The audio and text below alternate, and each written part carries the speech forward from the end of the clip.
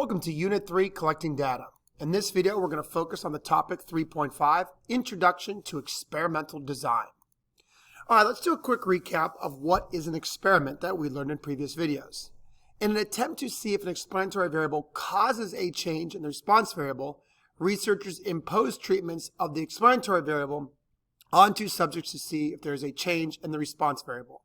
So if you're ever unsure if you're reading an experiment or an observational study, the number one thing to do is to think what the explanatory variable is and see, was that explanatory variable imposed or assigned to the subjects, or was it something that they made a decision on their own?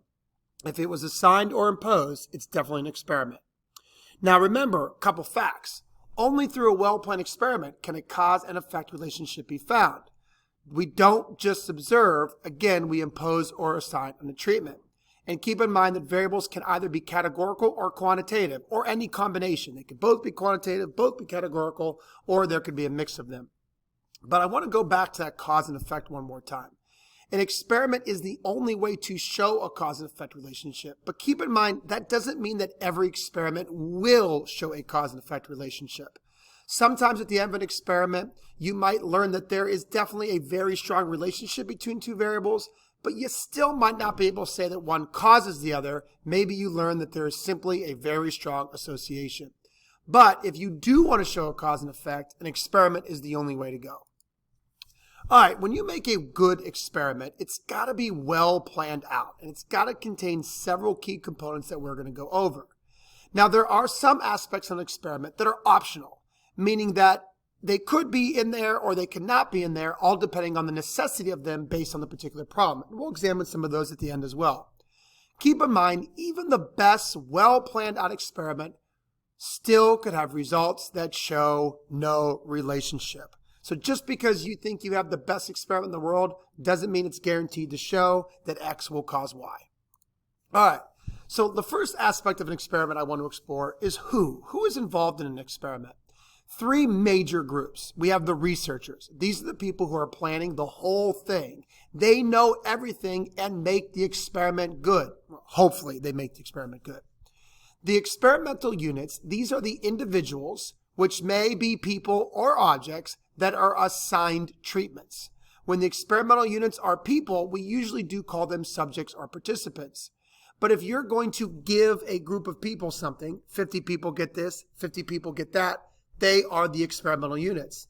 If it's objects, like these 50 containers will get this, these 50 containers will get this, these 50 containers will get this, then the containers are your experimental units. So what or whoever is getting the treatment are the experimental units. Now the evaluators are a part of the research team, but the evaluators are people that are hired by the researchers to collect or measure the response variable from the experimental units after the treatments have been handed out. So whoever's actually going to measure or evaluate the response are your evaluators. Now the reason why I don't lump them into the researchers is because usually we want the evaluators to be independent of the researchers.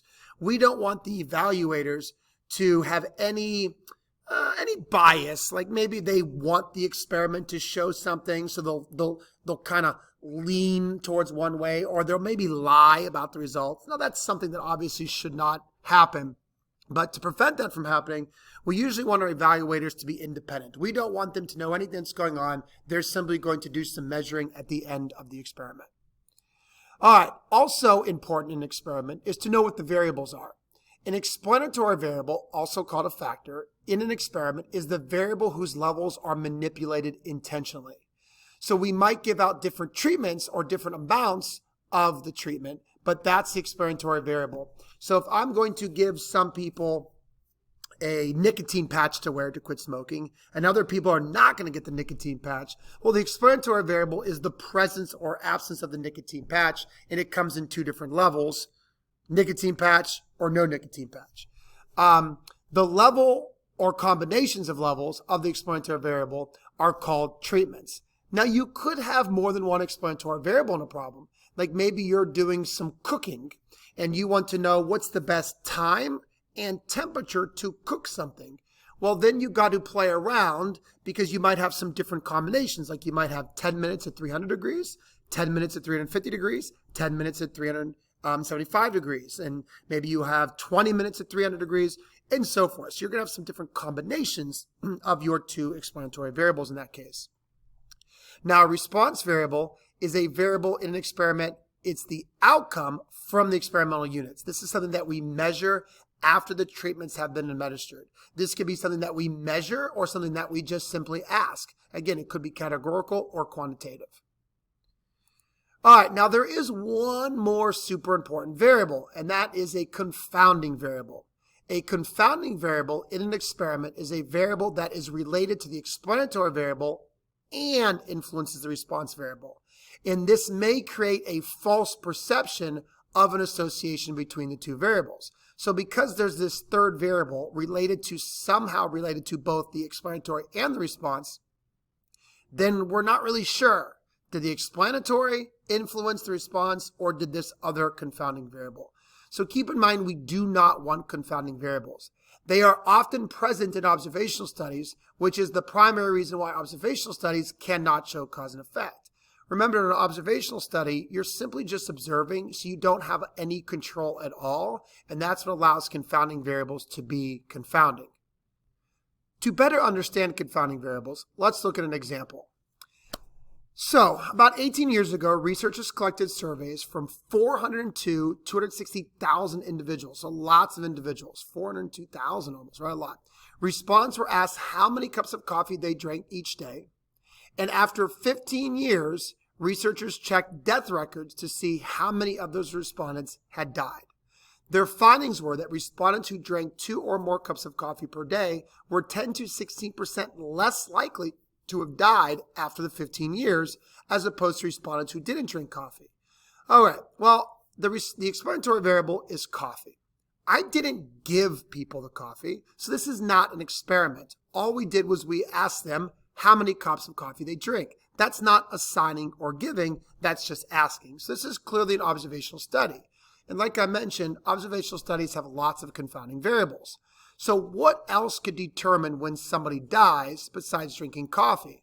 Well, I came up with a long list here. And the important thing is that everything in this list could be tied to both the explanatory, drinking coffee, and the response, dying. That is a true confounding variable.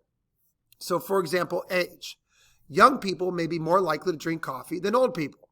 So coffee drinkers may be less likely to die because they are younger, not because they drink coffee. So age. Younger people might drink coffee more, and younger people are going to live longer. They're not going to die after 15 years. So that is what happened there. So that one variable was tied to both the explanatory and the response. Income. Wealthy people may be more likely to drink coffee than poor people because they can afford it, right? If you're poor, maybe you can't afford to drink 5 cups of coffee a day. So coffee drinkers may be less likely to die because they are more wealthy, not because they drink coffee. And if you think about it, income is also tied to how often you die. There have been a lot of very good studies that show wealthier people live longer because they can afford medical treatment if they need it. So that's a variable that is related to both drinking coffee and dying. Exercise. People who exercise frequently may be more likely to drink coffee than people who exercise less frequently. So coffee drinkers may be less likely to die because they exercise more often, not because they drink coffee. So again, if you exercise a lot, you might be the type of person who needs energy because you like to exercise. So you drink a lot of coffee. But because you exercise, you're healthy, so you live longer. So that is a variable that can be related to both. So the idea here is that we cannot conclude anything from this study because we don't know about all these other confounding variables. Maybe we see that there is an association, but we cannot say that drinking coffee causes you to live longer because this was not an experiment. Now, there is another type of variable that I briefly want to mention, and that's a lurking variable. A lurking variable is typically something that you can fix, right? So a lurking variable is something that only affects the response. So it's a variable that definitely could change the response besides your explanatory, but it's something that is fixable, something that you can control for, and I'll talk a little bit more about that when we look at some examples. A confounding variable is something that you literally cannot do anything about. I can't do anything about age, income, or exercise. It is what it is. I can't make somebody have a certain income or be a certain age, And that's why those are true confounding variables, because they relate to both the explanatory and the response. All right, let's dive now into the 4 major aspects of all good experiments. These are called the 4 pillars. So the first of the 4 pillars is comparison. All good experiments have to at least have 2 treatment groups. Now, one of those 2 groups could be a control group that gets nothing. So for example, if you want to know if a new pill is going to help reduce somebody's headaches, well, then you have to give a group that gets the pill and a group that doesn't get the pill. That group that doesn't get the pill would be your control group, but you have to have at least 2 groups. Now, if you're doing an experiment that simply wants to see, does Tylenol work better than ibuprofen at reducing headaches, well, then you don't need a control group, because you already have your 2 groups, and all you want to do is compare Tylenol to ibuprofen. You don't really care, or you already know that taking neither of them won't help. So you don't need a control group in that case. So control groups are only needed if you only have 1 treatment group, but you know you need a second. All good experiments also need random assignment. And this is when we determine what experimental unit gets what treatment. That has to be determined randomly. I cannot let my subjects pick which treatment they get, nor can I pick it for them. It has to be completely random. So what container gets what person gets what animal gets what, has to be chosen randomly. Replication. Replication is the idea that you have to have more than 1 subject or experimental unit in each treatment group. You know, if I only have 1 person in each group, there are a million reasons why one person's headaches go away than compared to another person, right? There are far too many lurking and confounding variables when you only have 1 person. But if you can show that something works for 100 people, that is so much stronger than showing it works for 1 person. The 4th and final aspect of all good experiments is control. These are controlling for those possible lurking and confounding variables where appropriate. Sometimes you just can't control things. So a couple more notes here. The researchers must control for all the confounding and lurking variables that they are aware of and have thought of. Randomization helps control for all the other confounding variables that researchers can't do anything about. And I will address that again if you're confused on that. All right, let's talk about comparison really briefly. It's a pretty easy pillar. All experiments have to at least have 2 treatment groups. You only need a control group if 1 treatment of the explanatory variable is there, hence a second group is needed. Control groups are great to have because they act as a baseline. So even if I am looking at Tylenol versus ibuprofen, I don't have to, but it couldn't hurt me to also add in a control group that gets nothing, because maybe I find out that actually doing nothing for a headache is better than taking Tylenol. You never know. So having a control group is important, but it's not a necessity if you already have 2 groups to compare. All right, randomization. I cannot tell you how important randomization is. Most people think that randomization just sounds like, oh, I get it. Who gets what has to be done random. It just sounds like something that needs to be done. But there is a very specific reason for randomization that I want to go over right now. What we want when we create our treatment groups is we want 2 or more groups that are very, very, very similar. The only thing that we want to be different about those groups is what we assign them. So if I'm going to make 3 random groups of people, 50, 50, and 50, I want those groups to be very, very, very similar. And what I mean by that is I want them to be very different within, similar between. And I know that that's a tough concept to explain, so let me try to explain it. I want the 50 people in group 1 to be a complete mix. All different types of people, right? Very different. Young, old, exercise, don't exercise, healthy, not healthy. I want them to be very mixed up. And I want the other groups to be very mixed up as well. So I want them to be very different inside, but similar between. So I want all 3 groups to be similar in the sense that they are very mixed up and different. Because that's what randomness should do, right? If I'm going to truly make groups at random, I'm not doing it based on gender or anything, right? I'm literally making it random. And if you do something completely random, statistics tell us this, you should get nice mixed up groups. I should have groups that include boys, girls, young, old, exercise, don't exercise. everything that I mentioned. Okay, so here's the kicker. Random assignment tends to balance the effects of uncontrolled confounding variables so that the differences in responses can be attributed to the treatments and nothing else. So here's the deal, right? The reason why randomization is so important is because I want those confounding variables to be in all groups. For example, age. Age is always a confounding variable, especially if you're doing something related to drinking coffee or smoking, right? But the idea is that if I have different ages in all my groups, well, then it's no longer a confounding variable because you can't say that group got better because they're all young people. No, they weren't all young people. It was a mix of young and old people. In fact, I had a mix of young people in all the groups. Another confounding variable that is present in a lot of studies is exercise, right? Some people exercise, some people don't. Well, true randomization should put people that exercise and don't exercise into all groups. That way somebody can't say, oh, that group got better because they exercise a lot. No, they got better because of my treatment. That group contained people that exercise and don't exercise. It didn't matter at that point. So if we allow randomization to evenly disperse all of those confounding variables into all of my treatment groups, well, then it no longer is a confounding variable. So, some people think that confounding variables or lurking variables lead to bias, but they don't because of randomization. If I allow those variables that I cannot control for to be evenly dispersed into all of my groups, then I have made 3 really, really good mixed up groups, which will allow only my treatments to tell me what changes in the response. All right.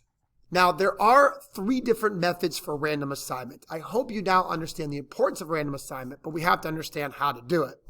Well, these are the same 3 things we saw earlier with a simple random sample. 1, we could give everybody a unique number and then use a random number generator to select my numbers. And the first 30 go into group 1, the next 30 go into group 2, and the remaining 30 go into group 3, something along those lines. I could also give everybody a unique number and then use a random number table to pick my numbers for me so I know who goes into what group. Or at the end of the day, I could give everybody a unique number, place those numbers into a hat, and pull them out. The first 15 names go into group 1, the next 15 group 2, and the remaining 15 go into group 3, all depending how many people you have. So it's a very, very, very simple way of doing a random assignment. Please make sure if you're asked to do this, you pick one of these 3. All right, why is non-random so bad? Well, if the subjects get to select what treatment they get, that self-selection could become a confounding variable as to why the response variable changes for them. For example, motivation could be possibly one of the worst confounding variables. If a person picks something that they think will help them, then they will be motivated to get better, and maybe the motivation alone will help them get better. Or some people might select to go into a group with their friends, and they're going to do what's comfortable with their friends, and being with their friends or doing what's comfortable is what allowed them to get better. That becomes a confounding variable. So how do we combat this? Again, make it random. You can't control that there are people in this world that are motivated and people in this world that are unmotivated. But if you truly do it random, you should put those different people in all of the groups. So each group will have people that are motivated and unmotivated. And at the end of the day, because your group is nice and mixed up and truly random, the only thing that's going to affect that group is the treatment you give them. All right, replication. This is really easy. All you have to do is make sure that there is more than one experimental unit or subject in each group. Anything more than 1 is better. 2 is better than 1, 3 is better than 2, 5 is better than 3, 10 is better than 5, 20 is better than 10, and so forth. The more replication you have, the more subjects that are in each group, the better. If I could show that a variable works for 100 people, then it's far more of evidence than if I say it works for 10 people. And I could even say the same thing for 1,000. If I could show that my new pill works for 1,000 people in that treatment group compared to 1,000 people that were in a control group, that is even stronger evidence that my new pill works. So replication is having as many people as possible. Anything is more than 1. All right, finally, control. This is a big one. It's the job of the researcher to make sure that all treatment groups of experimental units or subjects get treated the same, except for the different treatments they are given. All right, take time to address all possible lurking confounding variables and control for them. For example, my nicotine patch that I'm going to use to help people get better. I can control how long they wear it for. I don't want how long they wear it for to be a confounding variable, so everybody wears the nicotine patch for 3 months. Or where on the body the nicotine patch goes. Well, where it goes could be a confounding variable, so everybody puts it on their upper right arm. You want to make sure that your groups are treated and are as similar as possible, except for the treatments that are given to them. It's your job to have the control to make sure that happens.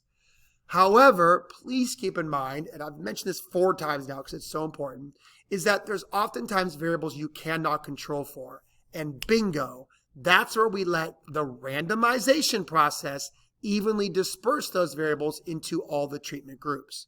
So like age, exercise, gender, once again, I can't control for those things. And that is where you make sure randomization evenly puts them into all groups. Is it going to be perfectly even? No. But that's okay. That's part of truly being random. All right, here are a couple additional aspects of an experiment that, again, are smart to think about, but sometimes can't always be applied. Single blind experiment. Here, the subjects do not know which treatment they are receiving, but members of the research team obviously do. So here, the idea is, what am I getting? I don't know. I have no idea what I'm getting. And that's me being blinded. If I'm going to be taking some different pills, and the researchers know that some pills are Tylenol, some pills are ibuprofen, I should not know what pill I'm taking, because then it could lead to bias. If I have heard through my friends that Tylenol works better, well, if I know I'm taking Tylenol, I might think I feel better, and the thought process of feeling better will make me actually feel better. A double-blind experiment is where both the subjects and the evaluators doing the measuring do not know what treatments they are given. The idea here is whoever's doing the evaluated should also be blinded. Now, you might think that that's stupid and unnecessary, but I don't want that person to potentially have, a reason to lie, right? If I am running the experiment and I really want my explanatory variable to work, and then I end up doing the measuring, I might be biased and I might, ask a person and I'll say, oh, I noticed you used Tylenol. Oh, I bet you're feeling better, aren't you? And I might mark down that they're feeling better, but they really weren't. And that would lead to a ton of bias. So the evaluators should be blinded as well, if it's possible to blind them. Let me give you an example of blinding that really kind of demonstrates why it's important. I read an actual study that took 20 patients that had chronic knee pain. All of them went into the hospital to get surgery, but only 10 of them were actually given the surgery. The other 10 were cut open. Their knee was cut, but they did not actually do anything into their knee. They didn't clean anything. They didn't fix anything. So 10 patients actually got the knee surgery. 10 certainly thought they did. And they were all blinded, right? Everybody went home and thought that they got something. And the craziness is that the results showed everybody felt improvement. Everybody went home thinking that they got the surgery. And 3 months later, when they were asked, how's your knee pain? Everybody said the knee pain went away. So that just goes to show that the pure thought of having surgery made the knee pain go away. It was an absolute crazy experiment, but it really shows that blinding the subjects is important. Because if those 10 people went home knowing they got nothing, hey, thanks for being a part of my study, you're not going to get the knee surgery, that knowledge, oh, that's stupid. My pain still hurts. My knee hurts a lot. In fact, it hurts worse. That could happen if you don't blind your subjects. All right, one more topic here, control groups and placebos. When working with people and a control group is given where no treatment is typically given, we think that we should, or it's typical that we give a placebo, which is a fake treatment. So when you're working with people and you're going to give a control group that gets nothing, you need to give them a fake treatment. The reason we do this is to control for the placebo effect. And this is exactly what I was talking about with the knee surgeries. The placebo effect is the idea that when people know they are in an experiment, that attention might give them extra motivation or an extra expectation to see an improvement. It is completely natural, right? This happens in all humans. You cannot get rid of these expectations. When a person knows that they're involved in an experiment, they naturally are going to have this expectation that they're going to get better. But what you could do is give them a placebo to a control group. That way they're blinded and everyone at least thinks that they're being a part of the experiment. So the placebo effect has actually nothing to do with the placebo, and I'll explain what I mean by that in a moment. The placebo effect is simply this naturally occurring thing in human beings that when they're involved in an experiment, they instantly have an expectation that they're going to get better. They have motivation to get better. And if I take that motivation away, I just create a confounding variable. So if I send people home and I tell them, hey, sorry, you're not going to get anything. Well, I just created a confounding variable because now those people no longer are motivated or having that high expectation to get something. You actually cannot get rid of the placebo effect, but you can control for it by making everybody feel that they are a part of the experiment, and you do so with a placebo. Now, you do not need to use placebos with animals or objects. And if a control group that gets nothing is not needed, then neither is a placebo. So if all you're doing is comparing Tylenol and ibuprofen, you don't necessarily need a placebo unless you want to. Again, it's kind of your option, right? As long as you already have your two control groups or your two treatment groups, excuse me. So, a lot of kids kind of don't always necessarily know what a placebo is. Most people do remember it's a fake treatment, but they don't always understand why it's needed. And it all comes down to this attention of an experiment, right? Motivation is always a confounding variable that is hard to get rid of. So what you could do is make everybody motivated to get better. Now, who knows what your results are going to be with that, but you can't have some people motivated because they know they're in their experiment and some people not. Now, placebo is optional. If there is no way for you to hide what they're getting, well, then what could you do?